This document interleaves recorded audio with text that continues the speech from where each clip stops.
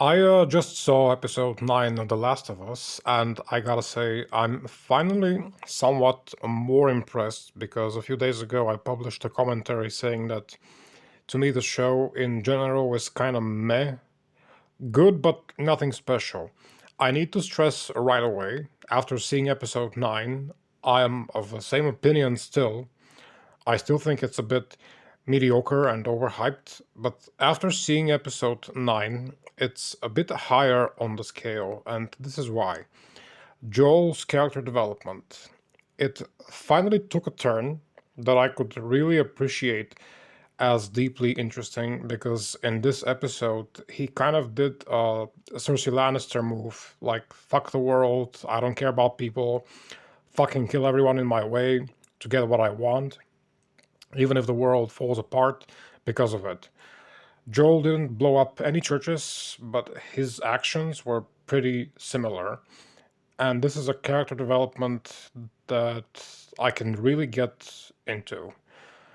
And that's my usual pattern with any kind of art that makes me like it. I always get more drawn to the dark stuff, and I'm not sure to what extent the reason for this is because I'm psychologically fucked up. But even if that's part of the reason, I can say for sure that it's in a good way. It's not that I myself am a psychopath and I like to see people suffer. On the contrary, in real life, I support capital punishment for people who inflict suffering and death. But let's not get carried away from the show. What I mean is that I am very powerfully drawn to characters, whether in shows and films, books, games, and whatever. I'm drawn to characters that pay the price for what they want. And by paying the price, I mean doing dark stuff. Characters who outwardly seem good and not even close to doing dark stuff in the first place, but then suddenly go through a realization phase that in order to get what they want, they have to change and start fucking shit up. They're faced with the choice of either not paying the price and losing or paying the price and winning. And the price they have to pay is something that, once done, it changes them forever. And not just them, but also our perception of them as viewers. Like, I bet many people sympathized with Joel up until now, even though he was like, what was he, a hitman or something? Even before that, which I never totally bought. I mean, he was supposed to be like a professional assassin or something, and Pedro Pascal still got famous as the quote internet daddy or whatever. Perceiving a hitman as the internet daddy, yeah, you people are fucking stupid.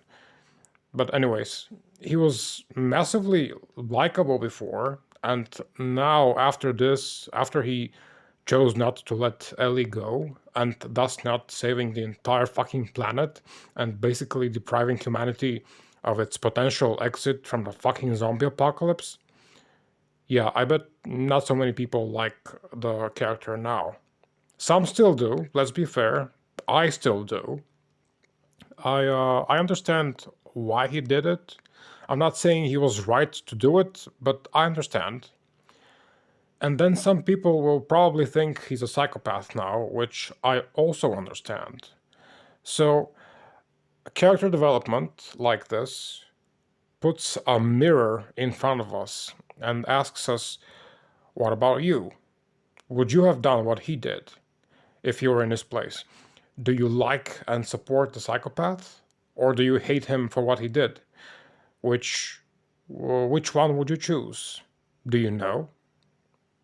I know I don't, and I probably never will. And this uncertain, um, this way of posing uncertain questions, messing up with your brain like this, making you question your morality and understanding of the world, this is what makes, in my opinion, great art. Art is a language that doesn't have words, and yet it speaks to us so clearly about the most important things in life.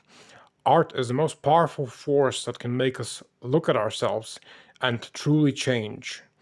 And now that The Last of Us has adopted this kind of art method, I can safely confess that it's a great show.